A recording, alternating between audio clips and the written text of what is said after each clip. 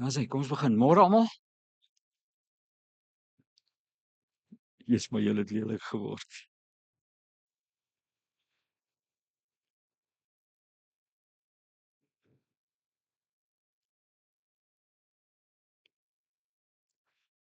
Laat ek net verduidelik hoe het ek by hierdie tema vanmôre uitgekom.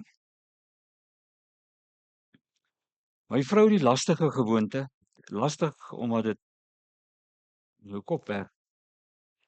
As dit jou verjaarsdag is, dan vra sy vir jou op Kersfees of Nuwejaar op, dan vra sy wat was jou hoogtepunt van die jaar? En my broer het maandag verjaar en toe vra sy hom dieselfde vraag en toe sit ek nou en dink aan hoogtepunte en laagtepunte. En ook die feit môre se doop my eie kinders, nou sit ek en dink aan hoogtepunte, laagtepunte.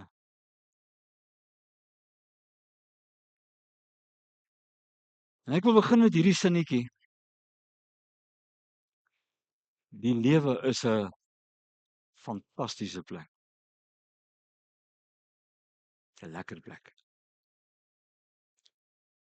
Wat maak jy met hom? Want as die lewe lekker is, dan gryp ons hom en dan geniet ons hom en dan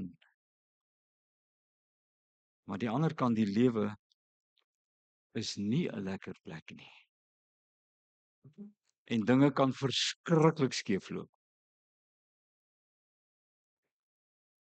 Wat maak jy dan met hom?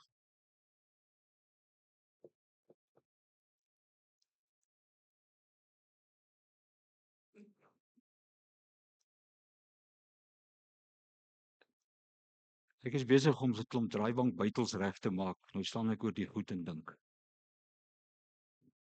Wat maak jy met die lewe as hy daar is en as jy hier is? Nou as hy hier onder is, nou dink ek vir myself, wat ek doen is, ek swyg daaroor. Ek kry 20 woorde in 'n jaar by die Here. En hulle is gewoonlik hier teen Februarie maand al opgepraat. En as jy so by jouself, as jy swyg oor hierdie ding, dan dink jy mos nou nonsens uit. Wat maak jy met hierdie goed? Neil Diamond sê maak 'n liedjie daaroor. En as jy die liedjie ken, dan verraai jy jou ouderdom. Song blues. Onthou julle hom? Everybody knows one. Hy sê, me and you are subject to the blues now and then. But when you take the blues and make a song out of them, you sing again. Hy sê jy gaan net aan en jy wees net positief. En ons charismatiese broer sê ook vir ons, wees net positief en alles gaan regkom. 'n Ander een dreig daaroor. Ek haat jou. Ek wil nie meer leef nie. Los my uit.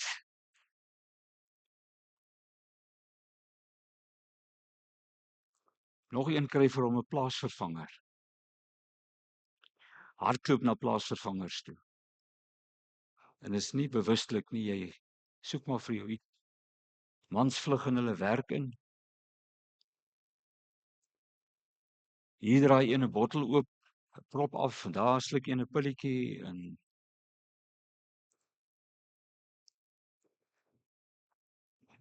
ek en jy is vanmôre deel van hierdie goed, die hoogtepunte en die laagtepunte. Wat nou?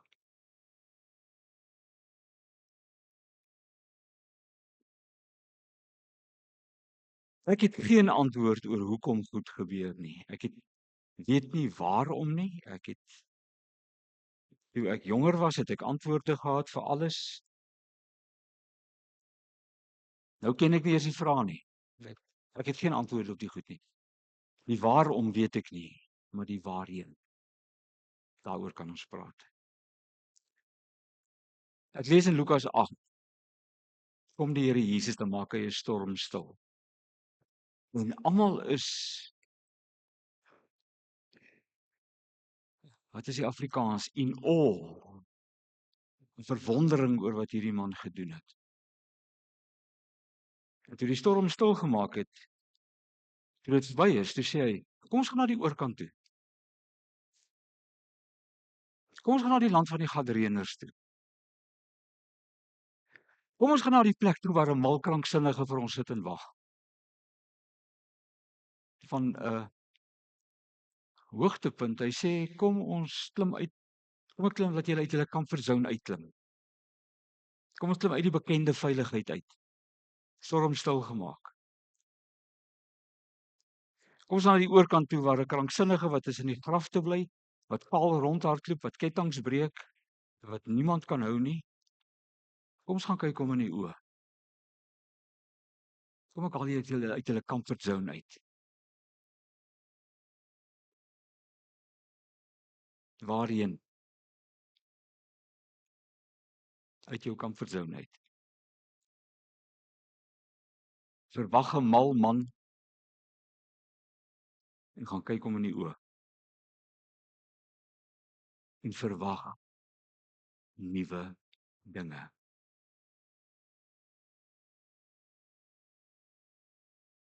Ek het siek en sat geraak vir dooie godsdiens. En ek is nie 'n engeltjie nie, hoor.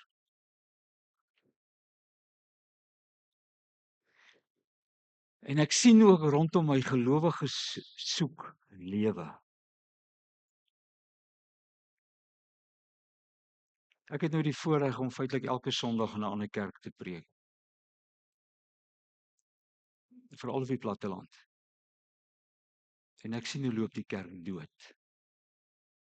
Want mense is keelvol vir dooie godsdiens. Comfort zone. Lekker, rustig. Ons soek lewe. En ek wil vanmôre hierdie diens begin. Maar dan sit nog vir my op daai heel eerste een asseblief. Met hierdie woorde van 'n nuwe geleentheid. Klaagliedere 3. Kyk hoe mooi. Gister se ou rampe en hoogtepunte en laagtepunte is heeltemal verby. Die genade van die Here. So wat beteken genade? Ek vra dit nou die oggend aan 'n klein dogtertjie. Sê vir my, kom ek wys jou wat is genade. Kom hier meisiekind.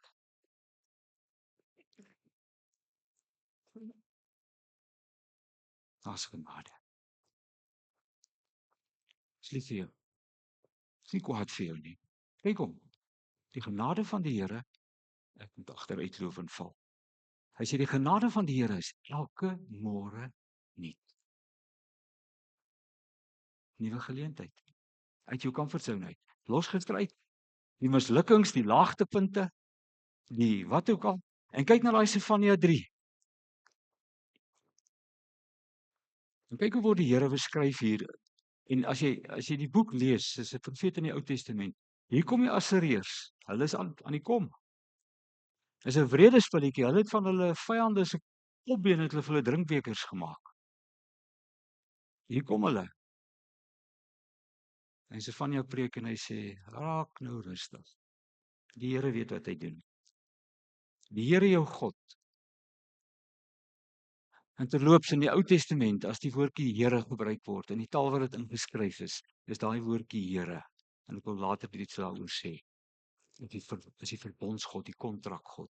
Die Here wat beloof. Elke keer as daar staan die Here, is dit die woordjie Jahwe. Die Here wat met 'n kontrak werk, wat beloof jou sê hy. Die Here jou God is by jou. Moenie jou hande moedeloos laat sak nie. Hy, die krygsman, die soldaat wat jou red. Kyk hoe sê die Here. Of dit nou daar is en of dit nou hier is. Dan sê die Here, Ek is 'n soldaat wat tot die tande toe gewapen is en ek het genade met jou. Jy's nie alleen nie. Die soldaat wat jou red. Red? Dis 'n belofte. Die soldaat is vol vreugde oor jou. En hoe lyk vol vreugde?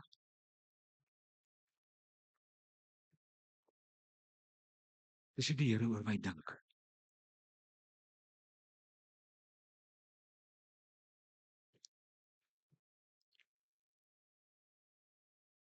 Hy is stil en tevrede in sy liefde vir jou. Hy jubel oor jou. Dis die Here wat sê, kom waag met my. Daar, hoogtepunt of laagtepunt, kom waag met my. En hier kom my sinnetjie, moenie bly lê nie. En daarom kan ek vanmôre in hierdie erediens jou groet met die onmoontlike seën van die Here. En hierdie seën van die Here, toe ek die goed sit en tik, toe dink ek, Here, hoe verduidelik ek dit goed? Want hierdie seën van die Here gaan teen alle logika in. Ons verwag die Here moet dit doen en die Here sê, ek doen dit. Maar maak toe. Of geniet. Kom staan aan die oorkant van die see toe. Dis die seën van die Here is onverdiend. Dit het niks met logika te doen nie. En ek proklameer hierdie onmoontlike seën van die Here oor ons uit. En ek haal hom uit Efesiërs 3 uit. As ek hom so maak, is 'n simboliese ding. Hy kom so oor ons. En hy spoel so oor ons. Mag hy uit sy rykdom uit aan jou die krag gee om innerlik sterk te word. Mag jy verstaan dat Christus in jou sal woon. Mag jy verstaan dat jy in sy liefde geanker sal wees. En mag jy ook verstaan hoe diep, hoe wyd, hoe ver en hoe hoog die liefde van God wat in Christus vir ons is, hoe ver daardie dinge strek. Mag jy dit vanmôre so beleef. Amen. En wees maar versigtig vir die woord amen, né? Want dit beteken laat dit so wees. Dit beteken Here, dis wat ek gaan doen. Amen. En nou kan 'n mens niks anders doen as om te bid nie. En ek het hierdie gebed geskryf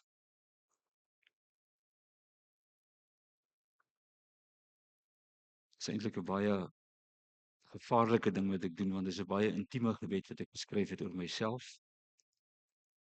Maar ek wil jou uitnooi om saam met my te bid. En vir die Here te sê, Here, my dikkoppigheid, my luiheid. Ek soek vanmôre jou genade. Ek soek jou druk. Kom bid saam met my.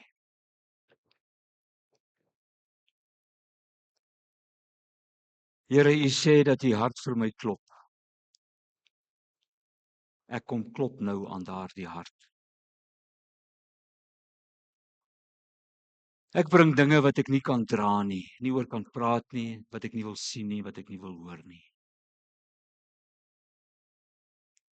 Dit breek my, want dit is te swaar.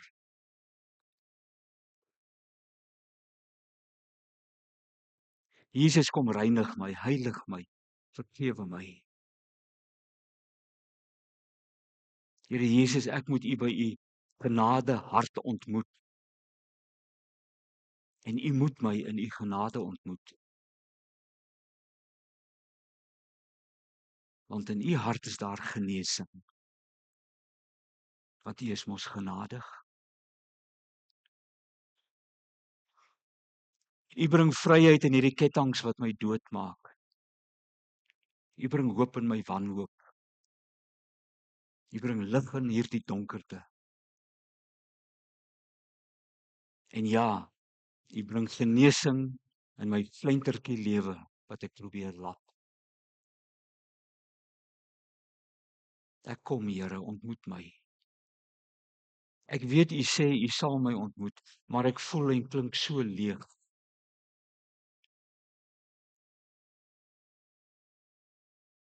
My geliefde Jesus, my kosbare verlosser. U het my losgemaak. En ek het nou daar gekom waar ek deur U losgemaak moet word. Ek kan dit nie langer uitstel nie. Vergewe my dat ek so getalm het, dat ek self probeer loskom het.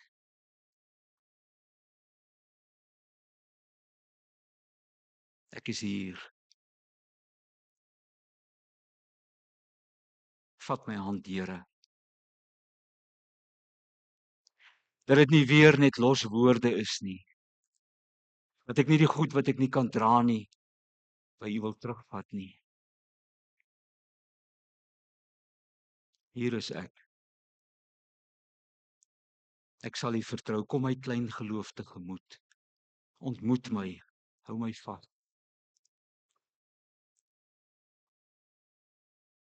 My kosbare Jesus, by U is lewe wat nie vergelyk kan word nie. Gee dit vir my. U roep my hierdie lewe binne. Here, ek is so doof. U lei my hierdie lewe binne. Here, ek is so teesinnig.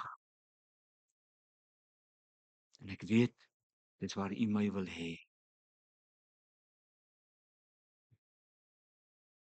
Here, hier is ek. Jesus, kom reinig my. Heilig my.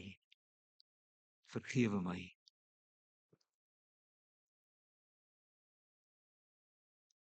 Ek moet U by U genade ontmoet.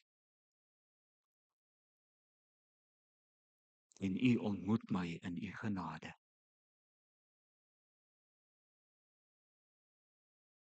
Amen.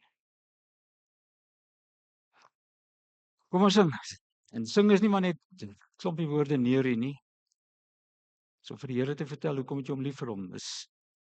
Sing is gebed op die maat van musiek. Kyk na die woorde wat jy sing. Kom ons doen dit so. Gemeente, die van u wat besoekers is, gaan 3 liedere sing uit die Vlam, die ou Halleluja en ook een van die ou jeugsameliedere. Kom ons staan, kom ons eer die Here met ons stemme, ons antwoord hom op sy seëngroet en sy beloftes en dan volg ons die bord saam.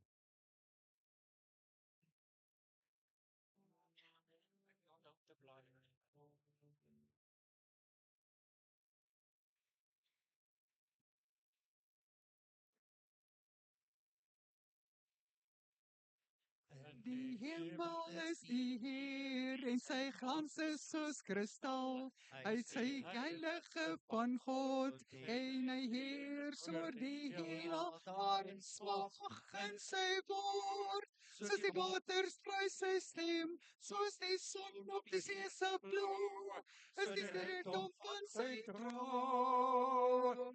En al is die mag en die heerlikheid en krag, en al is die Heer en die naam van Here gee. Here gee.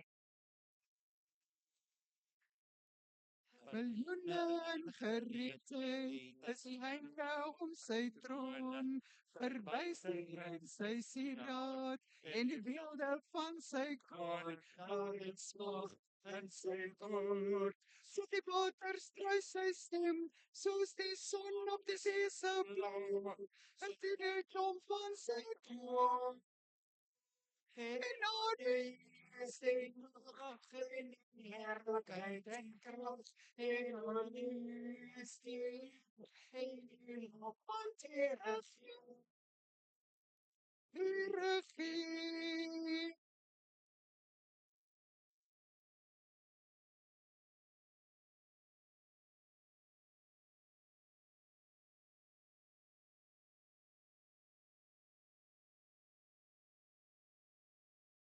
strome van seën van liefde, dit sê die liefde beloon.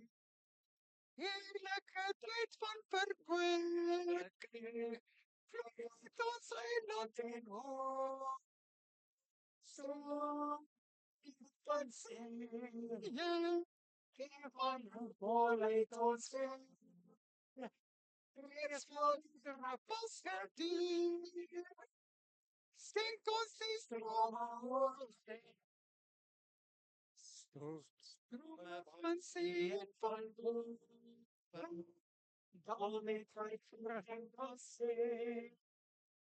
Zijn kwijt de hemelse vloed, stink ons vloed oorheen. Strome van seën, van volheid ons vind. Reeds voor de druppels gediend, schenk ons die strome oorheen. Strome van seën van loven, geen tot onvermoeien.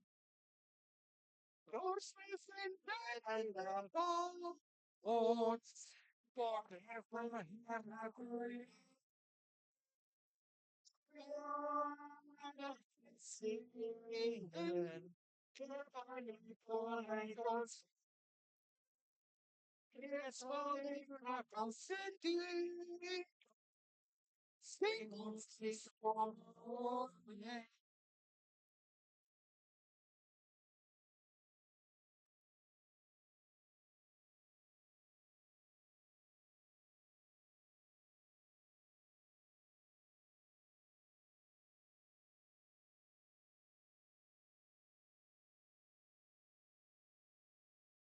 Ek is bly, ek is bly, ek verbou my hande.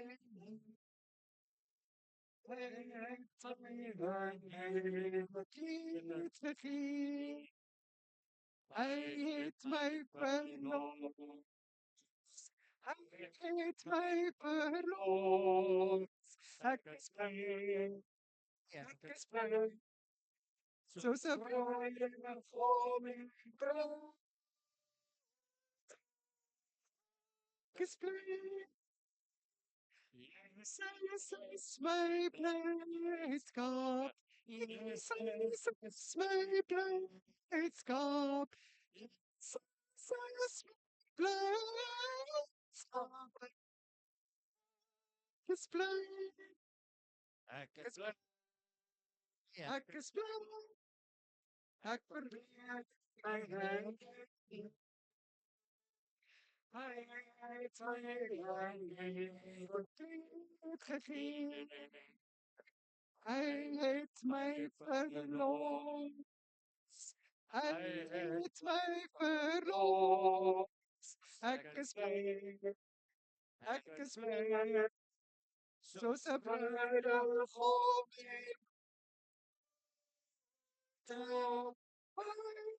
Ek is bly. Baie dankie.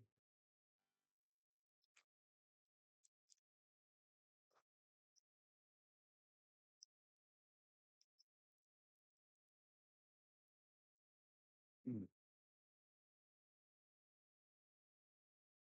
1 Konings 18 en 19. Dis nou 2 baie lang gedeeltes. Ek gaan net so 'n klompie verse uit dit lees. En my tema was 'n eislike hoogtepunt. En toe val dit plat. 'n Laagtepunt volg altyd na 'n hoogtepunt. Dis 'n gegewene. En ek wil dit met 'n deel gaan soek in die Bybel. En ek kan nie aan 'n ander een dink as Elia se lewe nie. Dit begin met 'n ongelooflike hoogtepunt. Die profete van Baal. Na 'n droogte 3 jaar. Nou Baal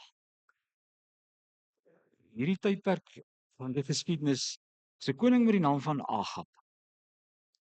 En hy het 'n hellevee getroud met die naam van Isebel. Haar pa het daar uit 'n plek met die naam van Sidon gekom. Hulle het Baal aanbid. Dis 'n vieslike ding. Baal was die manlike weergawe en die vroulike weergawe was Asherah of Astarte. En as jy nou 'n prentjie sien van die Astarte of Asherah, dis 'n beeld van 'n vrou so regaf ding en dan sy 9 borste onder mekaar gehad, 333. Wat sê dit vir jou? Alles het gedraai rondom seks. En die Jode het 'n lekker gekuier. En Elia staan op. En hy vat hierdie mense aan en is 'n hoogtepunt. Ek lees vir jou so 'n paar verse. Na 'n lang tyd, dit was omtrent 3 jaar, het die woord van die Here tot Elia gekom. Gaan na Agab toe. Moenie langer vir hom wegkruip nie. Ek wil dit weer in die land laat reën. Elia het na Agab toe gegaan. Die swaar hongersnood het nog voortgeduur in Samaria. En nou gaan Elia, nou loop hy 'n jong man raak met die naam van Obadja. Die Obadja is deur Agab uitgestuur. Sy mense gaan dood van die honger. En hy stuur Obadja uit om te gaan kos koop vir sy donkies. Dit sê jou iets van Agab. Dan vat Elia hierdie Obadja, dan sê hy, gaan sê vir daai drek, hy moet kom, ek moet hom praat. Dan sê Obadja vir hom, jy seker gek. Dink jy ek moet gaan, hy gaan my doodmaak? En dan kom ek hier, as jy nie hier nie, wat gaan met my gebeur? Jy sien jy laat hy kom. Wag vir hom. En dan kom Agab daaraan, dan sê hy vir hom, is dit jy, Elia, jy wat die dood oor Israel gebring het? Vers 18. En hy antwoord, dis nie ek wat die dood gebring het nie, maar jy en jou familie. Julle het die gebooie van die Here verontagsaam en die Baals gedien. Dan sê hy, kom ons gaan na die Berg Karmel toe. Nou op hierdie stadium is die tempel toegemaak. Daar's niks. Isebel het 450 profete van Baal en 450 van die vroulike weergawe, het sy by haar in die paleis gehou, hulle by haar geëet. Sy het vir hulle gesorg. Staatsgodsdiens. Dan sê Elia, kom ek kry julle by Karmel. Jy kry daai 900, ek alleen. Dan bou ons 'n altaar. En julle roep julle God, en ek roep my God, en dan kyk ons wat gebeur. En sê so. En jy moet hoor, Elia is absoluut in beheer. Hy is absoluut in beheer. Hy weet hierdie is hoogtepunt. En dan sê hy vir die Baal ouens, julle teken daai vuur aan nie. Julle God moet hom aan die brand steek. Sê dis reg. En dan begin hulle bid. En hulle dans. En hulle sing. En hulle roep. En hulle sny hulle self, want jy sien as ek bloed gee, dan gee ek my lewe, dan gee ek my beste, dat ek my kind ook nog kan offer. Dan gee ek my heel beste, dan moet jy jou beste vir my teruggee. En Elia spot met hulle. Hy sê man, roep 'n bietjie harder, miskien is hy 'n bietjie in gedagte. Kyk, hy vee die grond met hulle, né? Want jy weet dis 'n hoogtepunt. Miskien rus hy 'n bietjie, maak hom wakker. En toe dit antwoord, toe sê hy, okay, julle is nou klaar. Vrou jy 'n kanaal en daar's nie water nie, dis droogte. Dan sê hy, haal die water. Want hier stop dit vandag. Maak dit nat, maak dit nog nat. En dan bid hy, dan sê hy, Here, wag, ek weet nie wat netjie sê. Hy sê vir hulle, hoe lank hink julle nog op twee gedagtes? As God is, aanbid hom. As Baal God is, aanbid hom. En dan staan daar hierdie woorde. Niemand het hom geantwoord nie. Want jy sien, hy's 'n pretbederwer. En dan bid hy. En dan staan daar 'n vuur uit die hemel uitgekom, is 'n weerligstraal. Steek hy ding in die brand en dit verbrand eenvoudig alles. Hoogtepunt. Dan vat hy daai 900 Baal profete. Hy klomp helle. Daar staan uit hulle geslag. Hy het hulle koppe afgekap. En toe hy klaar is met hulle, dan sit hy op die berg, bo op die punt. Let op, nou gaan sit hy bo op die berg, dan bid hy. Die volgende ding is die laagtepunt omslaan, dan gaan sit hy in die grot in die berg. Dan gaan bid hy. Hy sit op sy boude, en trek hy sy knie op. En druk hy sy kop so tussen sy knie in. Dan sê hy, Here, reën. Dan sê hy vir Gehasie, gaan kyk. Kom die wolk al, dan kom hy terug en sê, daar's nog niks. 5 keer. En die 5de keer, hy is so in beheer. Die 5de keer, dan sê hy vir Agab, laat jy gaan. Dan sy slaaf sê vir hom, sy lyfknegt sê vir hom, daar's 'n wolkie so groot so 'n man se hand. Hy sê, hier kom hier reën. En dit reën. Hoofstuk 19. Agab het vir Isebel vertel wat Elia alles gedoen het, ook dat hy die profete om die lewe gebring het. Isebel het 'n boodskapper na Elia toe gestuur en vir hom gesê, mag die gode my om die lewe bring. Ag, dis ook maar 'n groot bek, want die gode het dat toe nou nie om die lewe gebring nie. Mag die gode my om die lewe bring, as ek nie môre teen hierdie tyd met jou gemaak het, soos jy met die profete nie. 'n Dag na die hoogtepunt, klap 'n vrou om ons toe. En die moeder van alle depressies vat hom, en hy wil selfmoord pleeg. Elia het baie bang geword, en ter wille van sy lewe gevlug. Toe in Berseba kom, het hy sy slaaf daar agtergelaat. Hy het dit nooit gedoen nie, veral nie in die woestyn nie. Alleen. Hy los sy slaaf, afstap uit die woestyn in. Hoekom? Hy beplan selfmoord.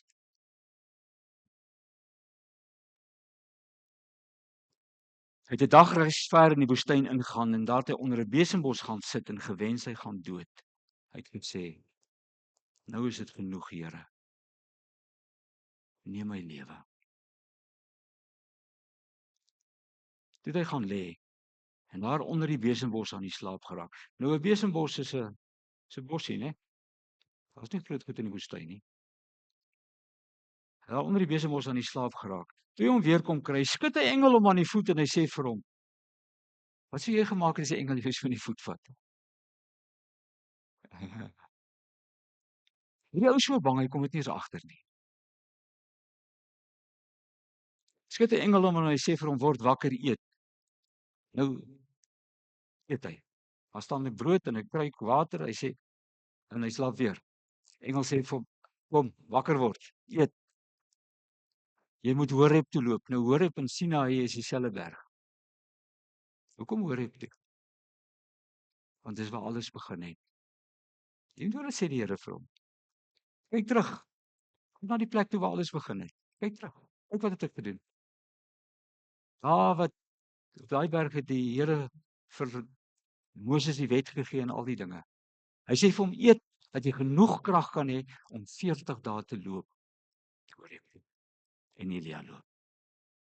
Nou sê die Here vir hom, gaan Horeb toe, bo op die berg. Kyk wat maak Elia. Hy het 'n grot ingegaan, vers 9. Hy het die grot ingaan en die nag daar deurgebring. Die Here roep hom vir die en hy sit in 'n grot. Toe die woord van die Here tot hom gekom en vir hom gesê, wat maak jy hier, Elia? Ek het jou nie geroep vir dit nie. En dan huil hy. Hy antwoord, ek het my hart en siel aan U gewy, Here my God. Die Israeliete het U verbond met U verbreek. Hulle het die profete doodgemaak. Ek is al een wat oorgebly het. Dis nie waar nie. Hy het nie alleen oorgebly nie. En nou is ek hier, nou wil hulle my ook doodmaak. Ek het my beste gegee. En kyk nou net hierso. En die Here sê vir hom, kom uit. Ek gaan staan bo op die berg voor my. Ek wil by jou verbygaan. Daar het 'n sterk wind gekom. wat die berg stukkend geruk het. Maar in die wind was die Here nie. Die Here het al deur wind gepraat. Hoe het Elia geweet die Here is nie in die wind nie? Dan staan daar kom 'n aardbewing. En die Here het al deur aardbewings ook gepraat in Moses se tyd, Josua se tyd. Dan staan daar die Here was nie in die aardbewing nie. Dan kom daar 'n vuur uit die hemel uit, 'n weerligstraal. En 40 dae voor dit het die Here met Elia gepraat met 'n weerligstraal, maar daar staan die Here was nie in die weerligstraal nie. En dan hierdie woorde. Na die aardbewing. Nee, eksies, na die vuur was daar 'n stilte.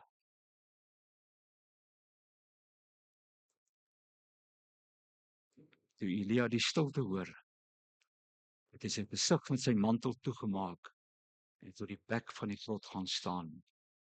En toe hoor hy die stem wat vir hom sê, tweede keer, wat maak jy hier, Elia?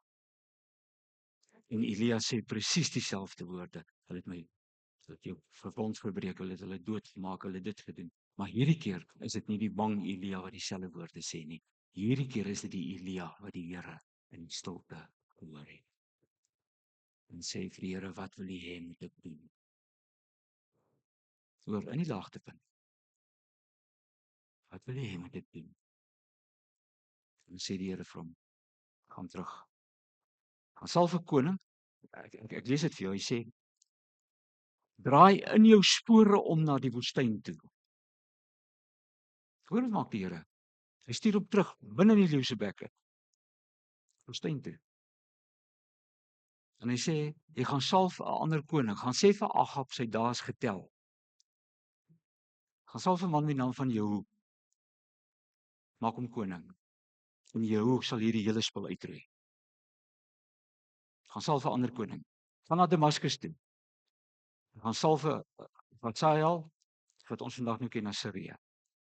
Gaan salf 'n man met die naam van Hazael as koning oor Sirië. En belangrik, skryf vir jou 'n vriend. Gaan haal Elisa. Jy dink jy's alleen. Gaan haal Elisa dat hy saam met jou loop. En hy gaan doen dit. Nou ek wil uit hierdie gedeelte uit, wil ek jou bedien vanmôre met dit was 'n eislike hoogtepunt en toe val dit plat.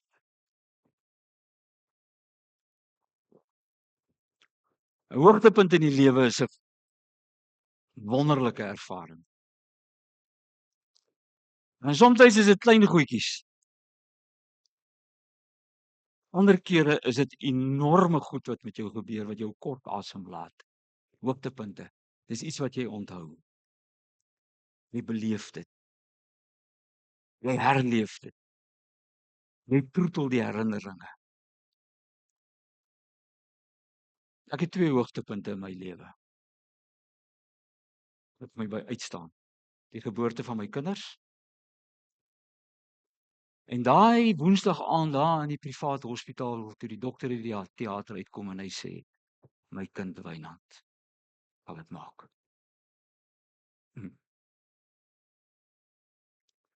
En Elia beleef so 'n hoogtepunt, dat hy hierdie profete van Baal aanvat. En hoor nou, want Elia het verstaan, hierdie is nie 'n geveg tussen my en Agab nie. Dis 'n geveg tussen God en Baal. Dis 'n geveg tussen God en die bose. En Baal moet die knie voor God buig. Elia weet, God is in beheer. En dit maak dat ek ook in beheer is. En hy mors met hulle, want hy weet hy kan nie verloor nie. Hy spot met Baal. En dan maak hy daai 900 profete dood, want hy weet, Baal, die duiwel moet die knie voor God buig. En hy vryf hierdie ding in. Hy spot met hulle. En ek dink Elia se hart moes van trots geswel het, want hy weet, hierdie is een van daai hoogtepunte wat een keer in 'n lewenstyd gebeur. Maar direk daarna kom die laagtepunt onder die besembos. Die een oomblik ry hy op die kruin van sukses. En die volgende oomblik staan die moeder van depressies om. Want die Sebel laat hom weet, in haar oë het sy dae getel. En Elia weet ook, dat hierdie hoogtepunt daar, toe die volk nou saam met hom opgestaan het teen die Baal-profete, hy het geweet dit werk nie. Hy het geweet hierdie mense gaan my in die rug steek. En hier kom Elia, en hy's in hierdie laagtepunt. Hy's teleurgestel in homself, in sy mense, hy's teleurgestel in die God, en in wanhoop roep hy uit en hy sê, Here, ek kan nie meer nie. En hy oorweeg selfmoord. En hierdie, en ek wil jou aandag nou hê, hierdie is 'n gegewene. Na 'n hoogtepunt is daar altyd 'n laagtepunt. Hoekom? En ek kan dit nie in Afrikaans sê nie. Life is a spiritual thing. Jy sien, die hoogtepunte en die laagtepunte is nie maar net goed wat hier gebeur nie. Dis deel van die oorlog wat daar aan die gang is tussen God en die bose. En daai oorlog raak elke millimeter van my lewe. Daai oorlog maak dat in my lewe hoogtepunte en laagtepunte is. En ek wil die ding, life is a spiritual thing, wil ek met 3 punte verduidelik. En die eerste een is die hoogtepunt. Waaroor gaan dit in my geloof? Hierdie 3 woordjies. Jesus het opgestaan. Die hoogtepunt. En hierdie opstanding van die Here Jesus, dis die enorme oorwinning oor die dood, oor die sonde, oor Baal, oor daardie oorwinning van die Here Jesus, daardie opstanding. Dis die hart van die evangelie. Dis waaroor alles in my evangelie gaan, my geloof gaan. Jesus het opgestaan. Daardie Vrydagmiddag toe die Here Jesus sterf. Dit moes die hoogtepunt gewees het in die storie van die duiwel. Want Jesus is dood. Hy het gewen. 'n Deel van God is in sy koninkryk die dood. Die duiwel het 'n deel van God in sy koninkryk ingevat, hy het Jesus gevat, hy's dood. Ek het God gewen. God is in sy koninkryk vasgevat. En wat die hoogtepunt van die duiwel se storie moet wees, word die hoogtepunt van God se storie. Daai Sondagoggend klim Jesus uit die dood uit en alles het verander. Die opstanding van die Here Jesus het alles verander. As jy my nou los, praat ek met jou tot môreoggend toe oor hierdie goed, maar net daai 3 dingetjies. Jesus se opstanding. Hy het die krag van die duiwel gebreek. Kyk vir my hande, die dood. Jesus is in, hy het hom. Jesus staan op en hy breek hom oop. In 1 Johannes 3 vers sê dit. Hy sê, hoor hom. Die seun van die mens het gekom om die werk van die duiwel tot niet te maak. Die duiwel se houvas oor my is gebreek. Want daardie Jesus wat opgestaan het, is binne in my in. Hy Kolossense 2 vers 15. En Paulus gebruik die beeld hier van die Caesar wat gaan oorlog maak, die keiser. As hy gewen het, dan het hy teruggekom. En dan het hy die verslaande generaals en die koning wat hy gewen het, het hy paal uitgetrek, hulle wapens voor aan sy strydwa vasgemaak. En die dag voordat hy Rome binnekom, het hy laat weet ek is op pad. En dan die senaat het al die mense van Rome so langs die strate laat staan. En dan die keiser op sy strydwa ingery met hierdie ouens paal voor hom te verneder.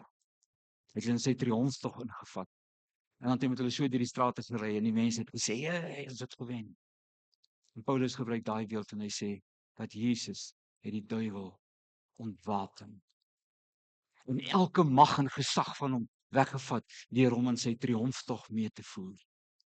Jesus het opgestaan. Hy het elke stukkie mag van Satan, die 'n kind van die Here is.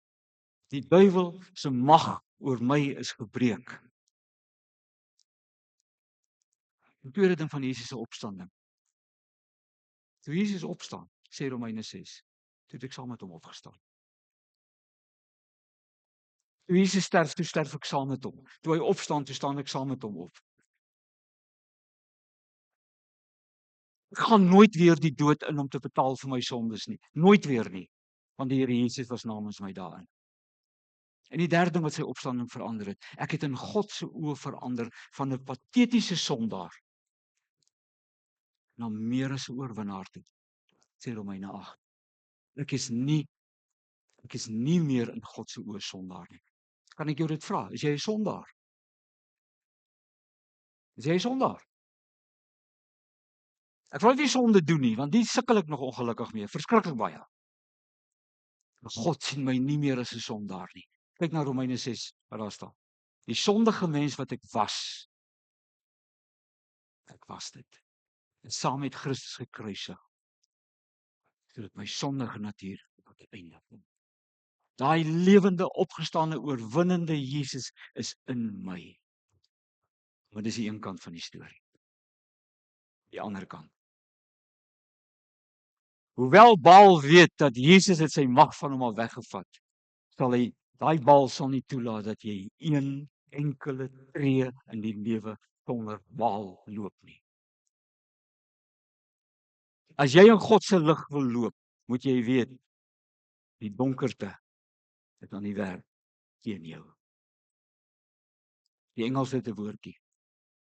Pushback. Ek wil vorentoe. Die duiwel staan my terug. Dit staan my teen. En mense hoor dit. Ek is nie by magte om Baal aan te vat nie. Ek kan nie die duiwel aanvat nie. Net die Here Jesus wat dit kan doen. Ek is geroep om in die oorwinning van Jesus se opstanding te staan en Baal aan te vat in Jesus se oorwinning. Maar ek moet daarop bedag wees dat hierdie Baal enige iets sal doen om my terug te trek, die putback. Die eerste ding is, Jesus het opgestaan. Die tweede ding is, nou kom my oorwinning. As Jesus opgestaan het, nou kom my oorwinning.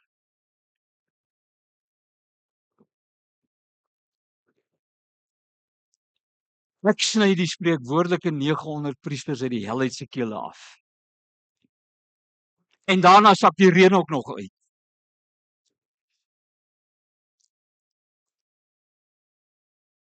Want Jesus se oorwinning bring hierdie wonderlike genoegdoening van ek het dit reg gekry. Ek het nee gesê waar ek moes nee sê. En ek het ja gesê toe ek staande moes bly. Jy het gegee wat jy moes gee. En jy het geloop waar jy geweet het dit was reg. En hierdie oorwinning, daai woorde van Dawid in Psalm 18, jy weet, ek kan dit sê. Hy sê hier kom 10.000 aan. Hy sê laat hulle kom. Dawid sê ek weet nie wat ek met hulle gaan doen nie, maar laat hulle kom. Met my God loop ek 'n bendestorm. Met my God spring ek oor 'n muur. Die hoogtepunte is wonderlik in Jesus se naam. Maar die derde ding, na die hoogtepunt, om die terugslag. Want Baal wil met alle geweld terugvat wat hy verloor het. En jy moet daarop bedag wees dat hy blaas hel as jy in sy donkerte lig wil maak. In die Engels het die woordjie hiervoor, die backlash. En daai backlash kan enigiets wees. Jy loop daar, en die volgende oomblik kom staan versoekinge so voor jou, lewensgroot voor jou. En skielik is jou krag te min. En mense soos Isebel steek jou in die rug. Of konflik breek uit. Of verhoudings breek op. Of jou gesondheid en jou besittings en jou finansies word aangeval. Mense, daai 3 dinge is 'n gegewene. Dit is hoe die pad van 'n gelowige loop. Jesus het opgestaan, my oorwinning, en dan kom die terugslag.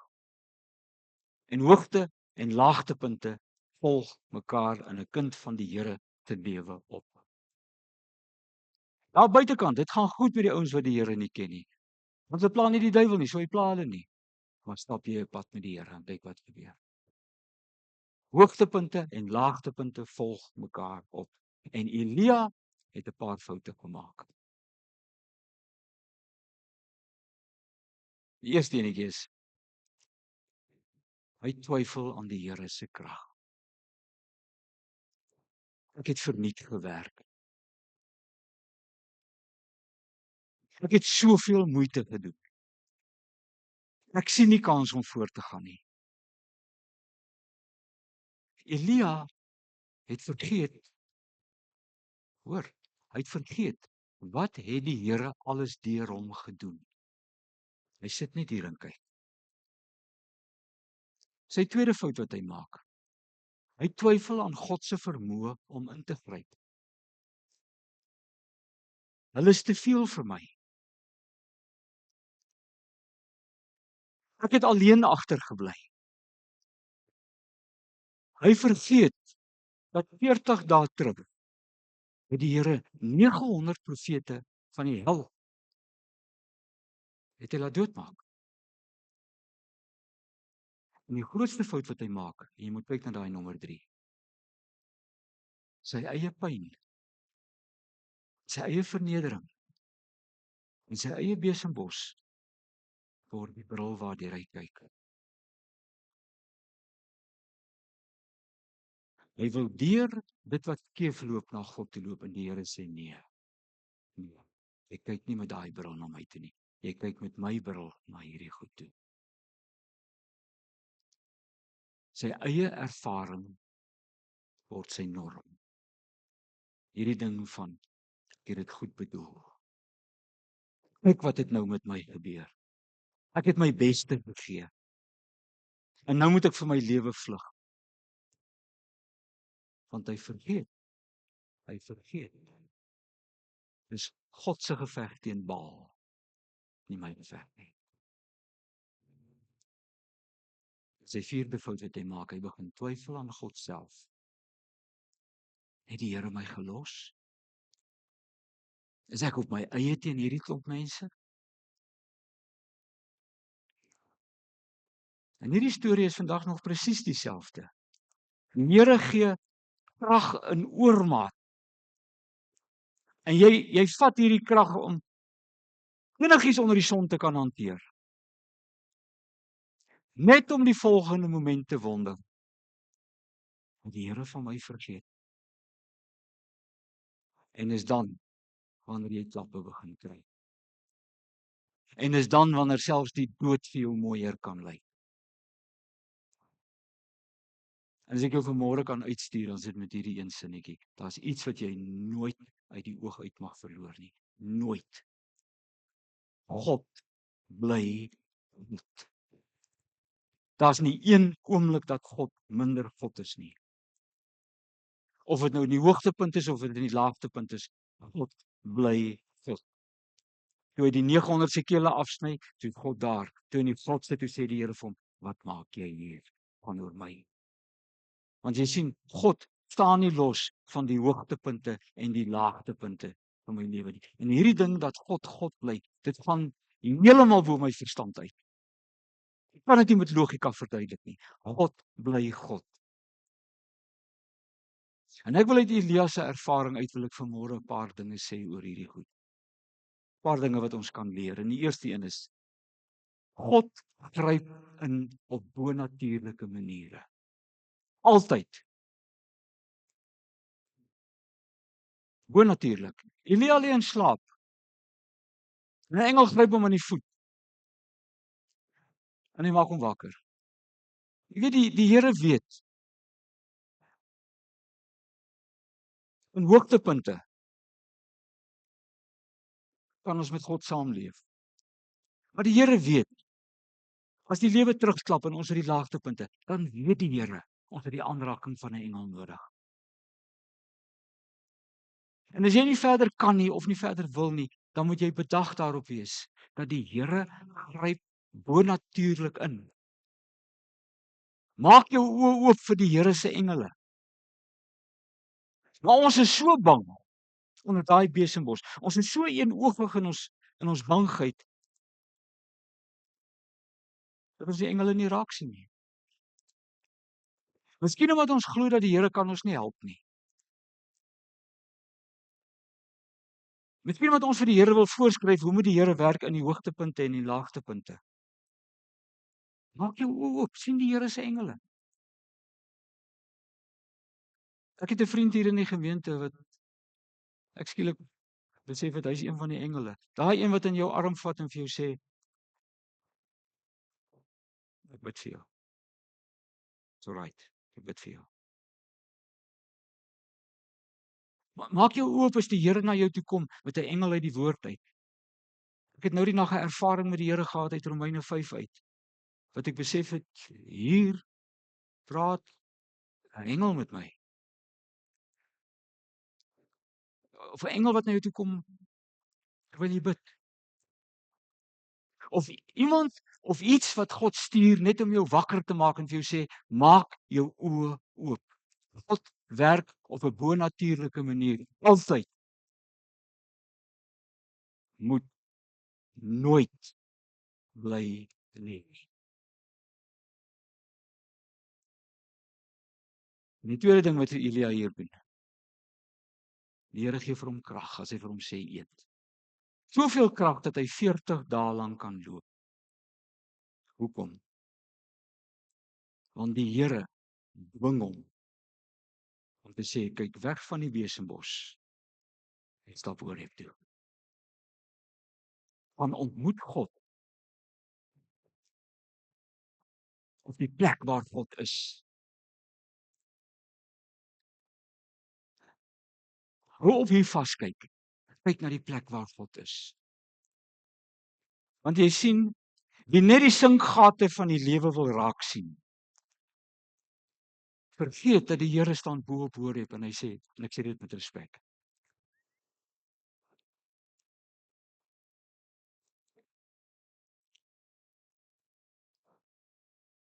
Elia vergeet die baie kere waar die Here vir hom uitkomste gegee het. Waar hy 900 Baal helle se kele kon afsny.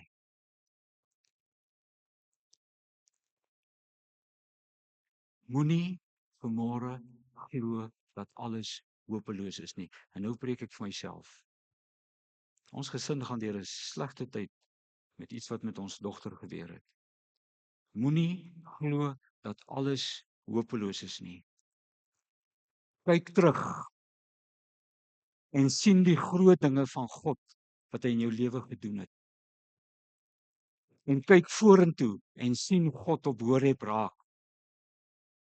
Ja, jy mag vandag in 'n laagtepunt wees, maar dinge stop nie hier nie. Kyk terug en jy sal sien, ander laagtepunte het ook verbygegaan.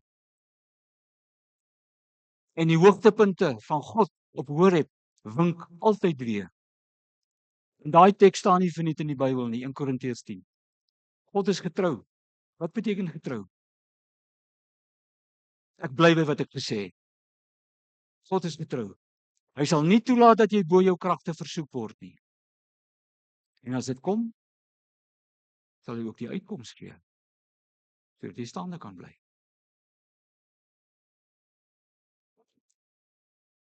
Laagtepunte in die verlede gaan verby. God roep weer met 'n hoogtepunt. En daarom moet jy nooit groot keuses maak as jy onder in die lewe lê nie. Want as jy in daai besembos lê, dan sien jy net die ellendes. En dan gaan jy die verkeerde besluite neem. Die lewe draai as jy Horeb begin uittoon. Bly stil. En stap jou 40 dae in afwagting. Neem besluite bo op Horeb, nie onder die besembos nie. In Afrikaans moet nooit bly lê nie. En die derde ding is, hy vraag met die antwoord wat alles sê. Wat maak jy hier? En Elia kerm. Die Here vra hom 2 keer die vraag. Na die eerste ene, dan kerm hy. En is baie duidelik, hierdie verkermry is nie op God se agenda nie. Die Here antwoord hom nie eers nie. Want met hierdie vraag, hy dwing Elia om die werklikheid van God te sien en nie Agab en Jezebel nie. Hy sê vir hom, Elia, dit gaan oor my. Dit gaan nie oor Agab nie. Dit gaan oor my. Hy sê vir hom, as hy vir hom sê wat maak hier, dan sê Elia, hoe kon jy so gou vergeet het? Hoe kon jy die lewe bo die dood gekies het? Hoe kon jy glo dat Jezebel is sterker as ek? En jy gaan hierdie vraag vandag moet beantwoord. Wat maak jy hier? Wat maak jy met die baie dinge wat die Here al vir jou gegee het en wat die Here jou laat sien het?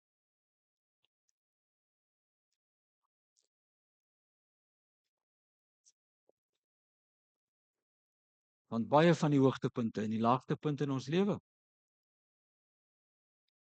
is dinge wat ons self veroorsaak het. Jy oes wat jy gesaai het. En jy oes vandag wat jy gesaai het. En jy moet onthou, jy is vandag besig om te oes. En jy gaan dit ook, jy is vandag besig om te saai. Jy gaan dit ook oes.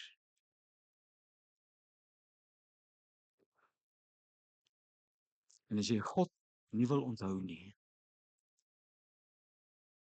as jy in 'n doodloopstraat en jy gaan sterf sonder kos.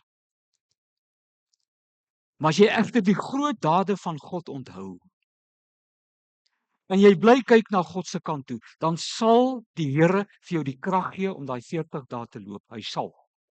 Al is jy vanmôre waar in die lewe. En nou raak hierdie ding baie persoonlik. Waarmee is jy vandag besig? As jy dinge doen wat die oë van Horeb af wegvat, dan moet jy daai goed bely en jy moet dit breek. En jy moet terugkyk na Horeb toe. Omdat gaan jy sterf. Want elke woord wat jy sprak, elke kyk wat jy kyk, elke vat wat jy vat, elke doen wat jy doen, is oestyd en saaityd. En as jy vanmôre besig is met die dinge van die lewe, terwyl jy na God kyk, kan jy gerus wees. Die Here sal jou seën met brood en krag en reën. In Afrikaans moet nooit bly lê nie. Die 4de ding, die Here verskyn aan hom. En dis nie toevallig dat die Here nie in die wind en in die weerlig en in die aardbewing nie, wat op ander plekke waar die Here so verskyn het. Dis nie toevallig dat die Here na hierdie ou toe kom in stilte nie. Hoekom? Want die Here weet hierdie ou seer gekry. Hy sê vir hom, luister, hoor my stem. Kry die ander uit jou kop uit. Want Baal het vroeër geskreeu in wind en in vuur en hy het die idee geskep dat hy beheer is, dat hy die lewe kan gee en al die goed en dat Jezebel die lewe kan wegvat. En hier deur hierdie stilte kom die Here en hy dwing Elia om te luister. Hy dwing hom om terug te kyk en om te onthou. En dan met hoop uit die grot uit te klim en vorentoe te kyk. En na die stilte vertel Elia weer sy storie. Die Here vra hom weer, wat doen jy hier? Hy sê dieselfde woorde, maar hierdie keer is dit nie die bang Elia nie. Hy weet, die Here het my gehoor. En hy weet, ek het die Here gehoor. Nou raak hierdie ding weer persoonlik.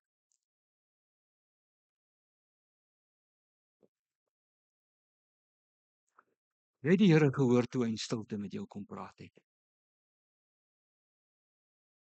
Want jy hoor die Here nie in sentimentele ervarings binne 'n grot nie. Jy hoor hom baie duidelik as hy met jou praat deur hierdie woord.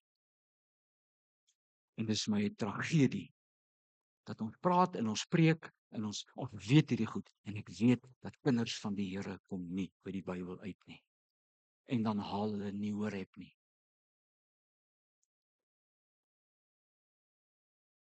Die Here praat met ons baie duidelik deur sy woord.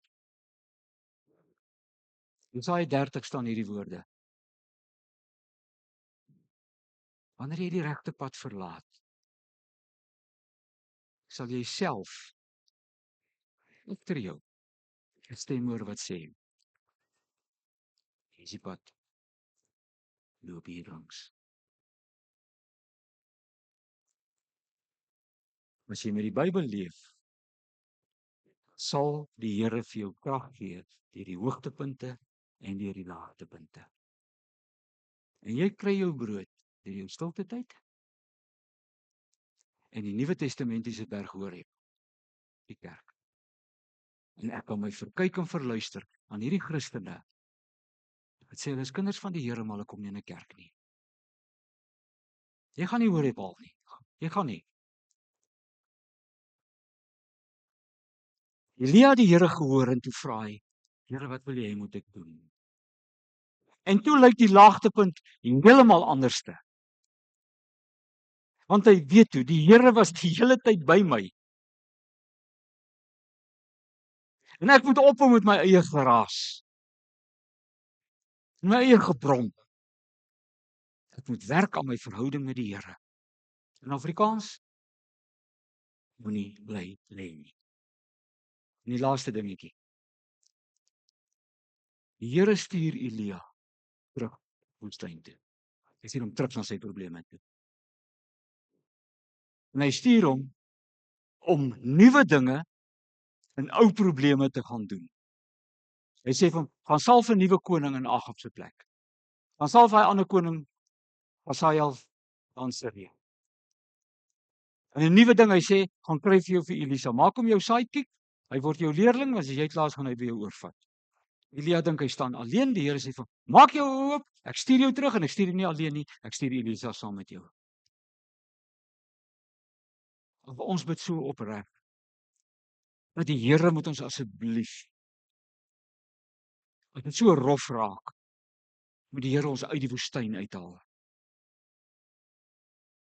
As ek Jesaja 35 reg verstaan, haal die Here jou nooit uit die woestyn uit nie. En as hy jou uithaal, is dit 'n wonderwerk. Hy haal jou nie uit nie, hy vat jou deur die woestyn. En as die Here jou uit hierdie goed uithaal, dan kan jy dankbaar wees en jy kan die Here daarvoor dank. Maar jy moet voorberei daarop wees dat die Here kan jou terugstuur woestyn toe.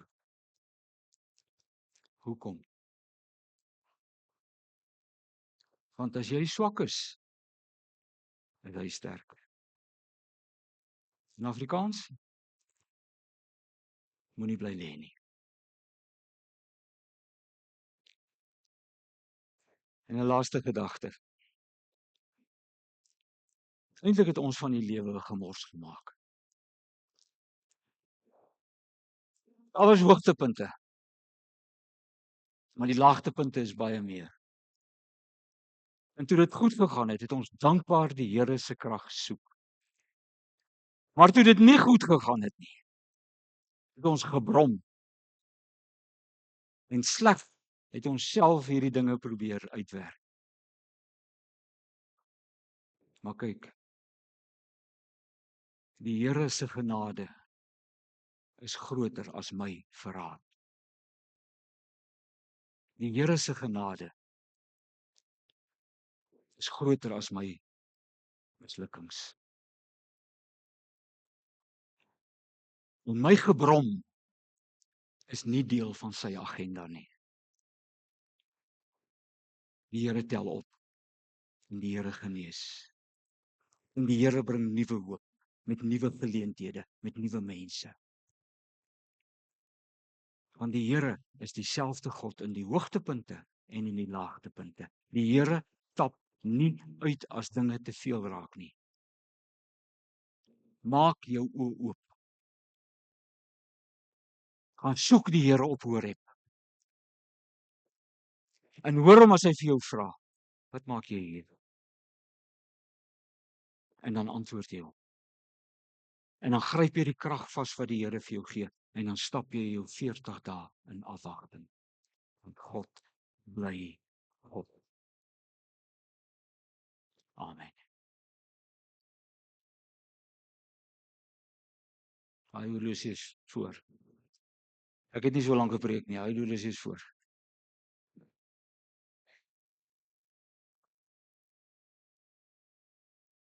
Mense, ek kan nie namens jou bid nie.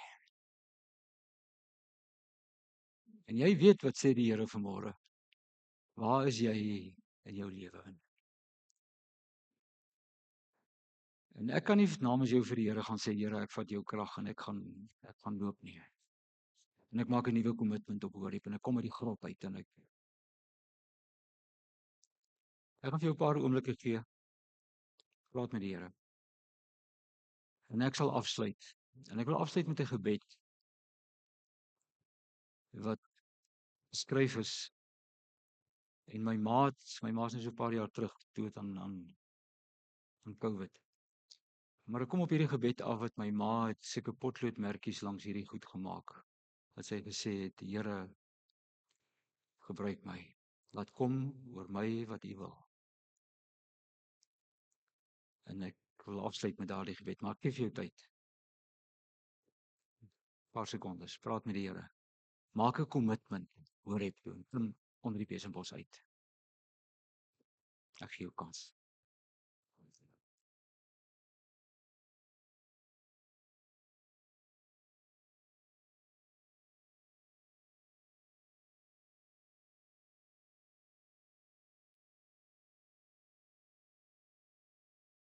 Here, skryf U naam op my hart.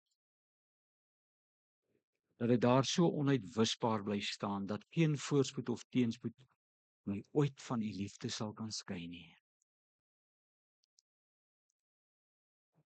Wees my bron van krag. Wees my redder uit ellende. Wees 'n skadu aan my regterhand en 'n hulp in elke nood. Here, wees my gids deur die lewe, wat my veilig deur alle versoekings en gevare na U toe lei.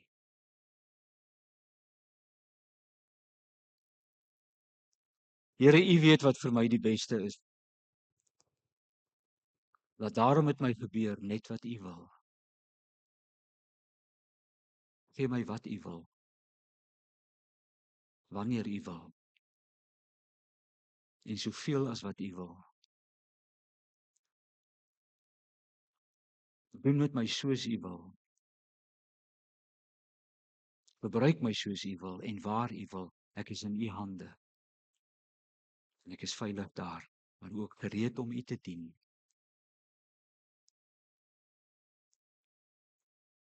Here, ek wil nie meer vir myself lewe nie.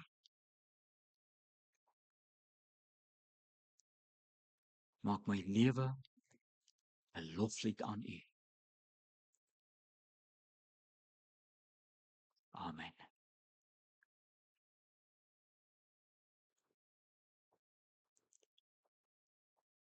Die voorreg vanmôre om 2 babas te doop. Nou moet jy weet hoe oud het ek geword. Want hier voor sit JC en hy is nou wat 17, né? Ek het hom gedoop toe hy 'n baba was. Ek het hierdie mense wat vanmôre hier staan, het ek getrou. Ek het hulle eerste kinders gedoop. Goeie aarde, kan 'n mens so oud word? Ek is nou so oud, jy sal tyd met my lunch met 'n ketty kom aanskiet. Ja. Maar oor die doop. Ek wil net 3 opmerkingies maak voor ons die kinders doop. En die eerste ding, dis 'n genade ding. Dis nie, ek is nou so oulik, ek gaan nou met die Here 'n kontrak maak. Toe ek tot bekering gekom het, toe wou ek dit doen. Ek wou myself, ek is nou so oulik, ek kan na die Here toe gaan nou doop. Hierdie is 'n genade ding van God kom na my toe. As hierdie ding begin, dan gaan hy na 'n man toe met die naam van Abraham. En Abraham was 'n helleveeg op daai tyd. Daar staan uit veldgode gedien. Jakkalse en klippe en al sulke dinge. En dan kom die Here uit die bloute uit en sê, ek wil 'n verbond met jou maak, ek wil 'n kontrak met jou maak. Ek wil vir jou 'n God wees en ek wil hê jy moet vir my 'n volk wees, uit genade uit.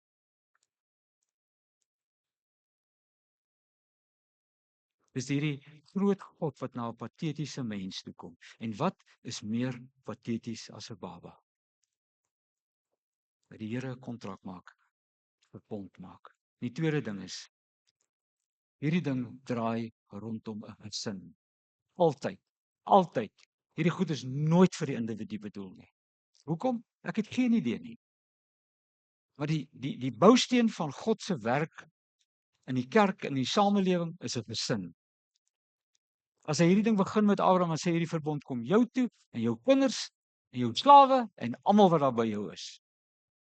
En dan gee hy aan hierdie ding 'n teken wat wys dit draai rondom die gesin. Die teken was die besnydenis. 'n Seentjie is op 8 dae in sy geslagsdeeltjie, is daai velletjie voor afgesny want dit bloei baie. Was 'n teken.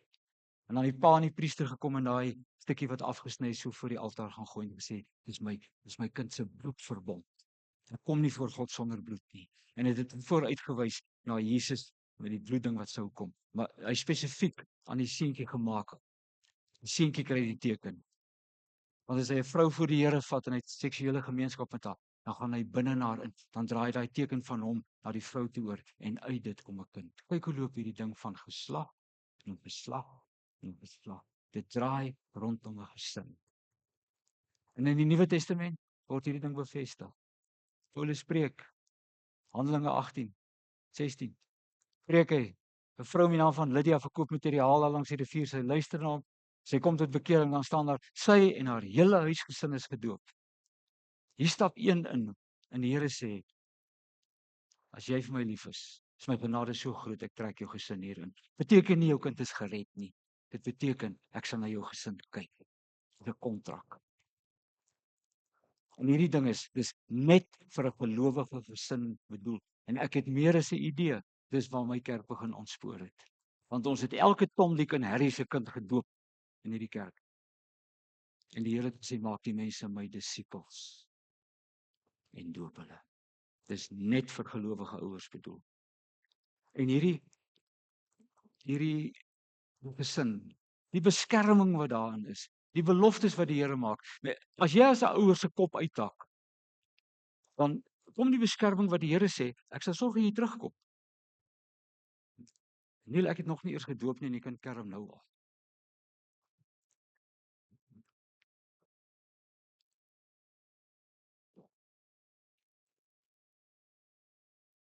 Daar's hierdie stuk beskerming. As jy as 'n ouer die pad uitloop, sal die Here gaan vir jou terugbring. Hy gaan jou beskerm. As jou kind die spoor byste raak, die Here maak 'n belofte.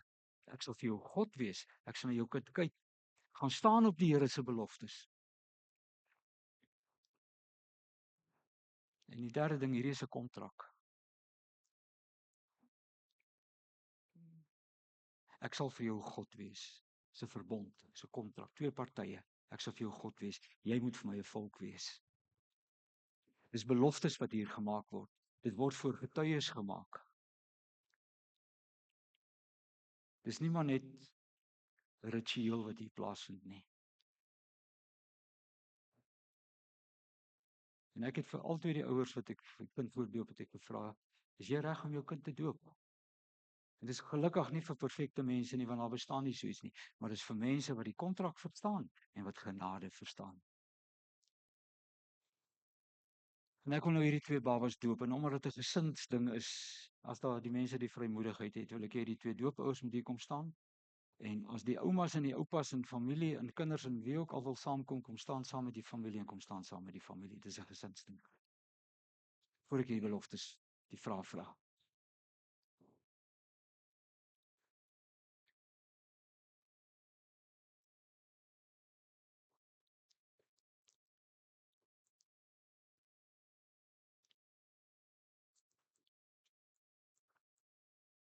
Meneer Grobler, kom jy nie hier staan nie. Hoe moet jou arme kind nou hier voor alleen staan?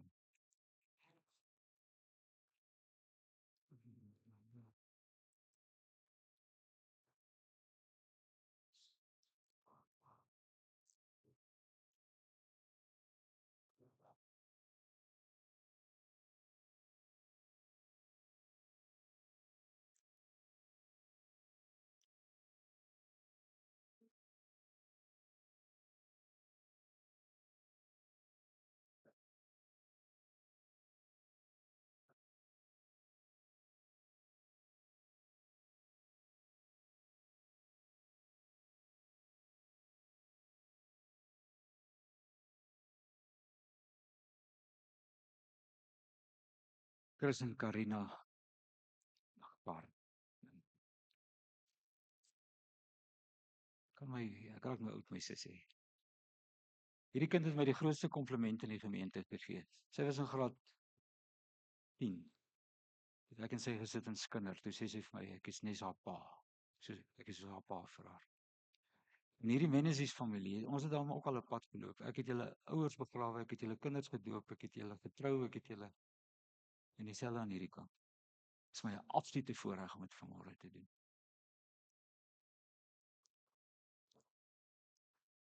Karin, Chris, Neil,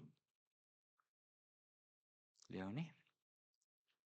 Ek vra vir jou 3 vrae, daar staan hulle.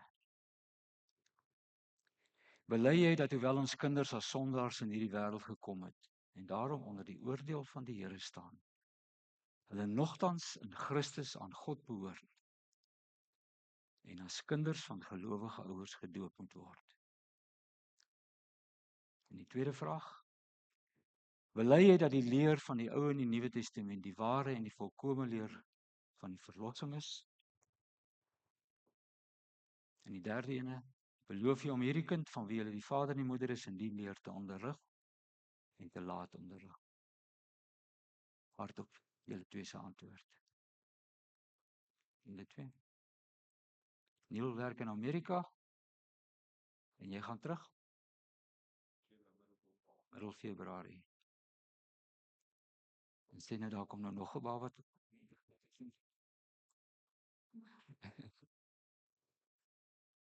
Want dis hoe die ene gekom het. Ja, dis nog net 'n simpel grap. Ek gaan al my babas doop en ek wil vir julle vra dat julle as ons doop dat julle net so 'n bietjie weg staan dat die mense net vir ons. Nee, jy skryf net so 'n bietjie na die kant toe. Des kom staan jy ook hier voor.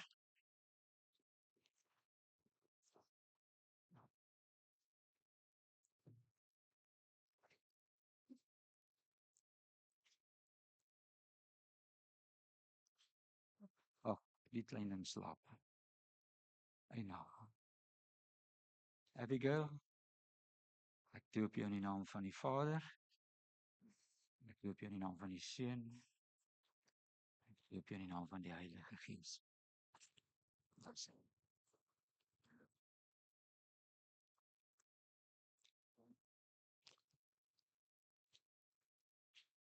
Neil Sean Menezes, doop jou in die naam van die Vader. Doop jou in die naam van die Seun. Ek doop jou in die naam van die Heilige Gees. Ja, sê. Kom ons bid saam. Staan by.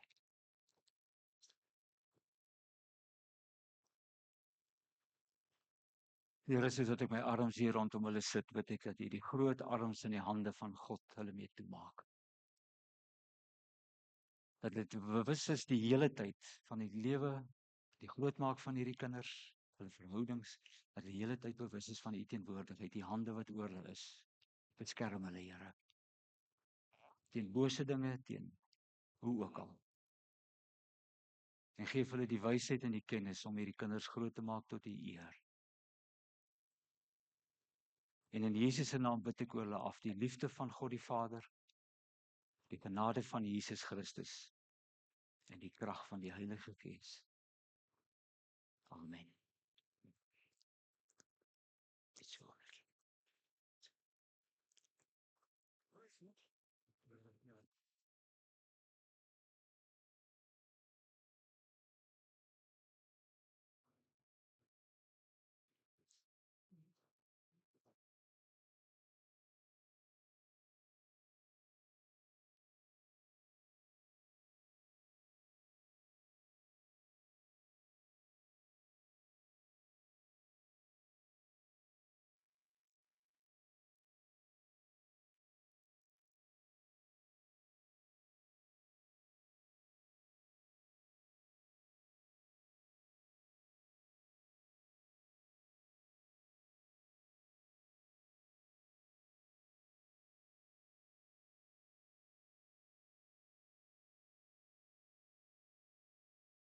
Kom ons sluit af met 'n lied, Wouter. My enigste troos is dat ek aan die Here Jesus behoort.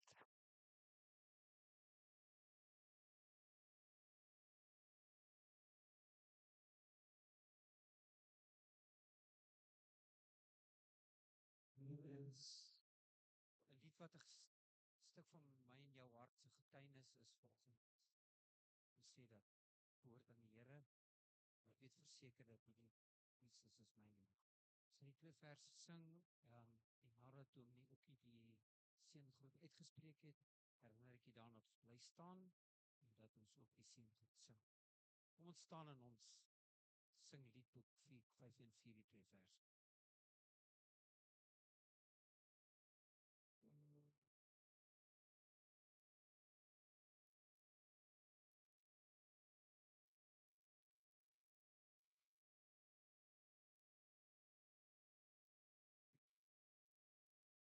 Ek weet verseker, Jesus is hier. Hy het my sonde vergeef. Ek was verlore, maar is gered.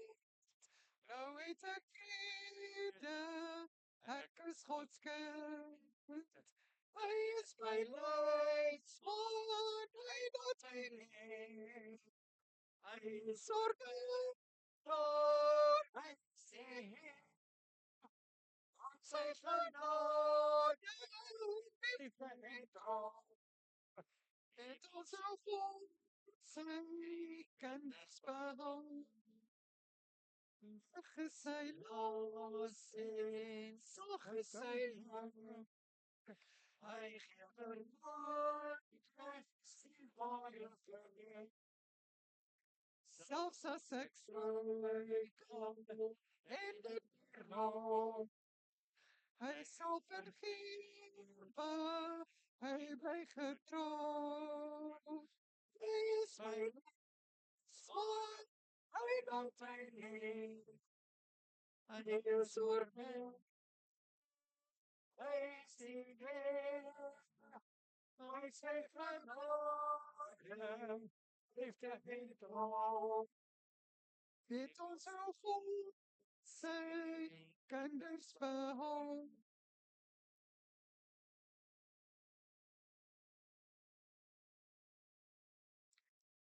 Ek behoort aan 'n vakbond wat sê ek mag nie werk as ek nie koffie gekry het nie. As ons hier klaar is, gaan ons koffie drink. As 'n teetjie op sê dis. As iemand my preek wil hê, ek het hom uitgetik, jy kan hom maar net hier kom kry.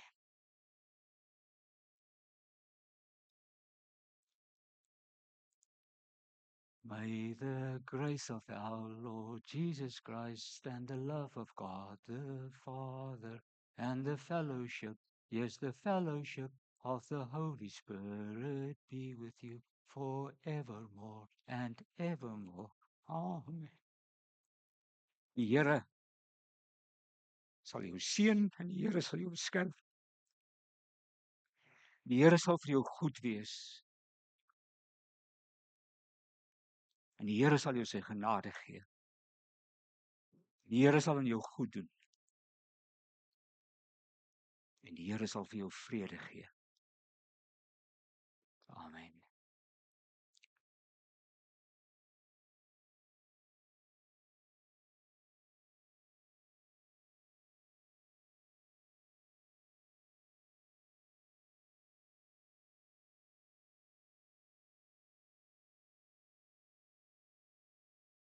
Laat dit so wees, Here, amen. Laat dit so wees, Here, amen. Hier laat ons leef soos U leer, Here, amen. Laat dit so wees, Here, amen. Laat dit so wees, Here, amen. Laat dit so wees, Here, amen. Hier laat ons leef soos U leer, Here, amen. Laat dit so wees, Here, amen.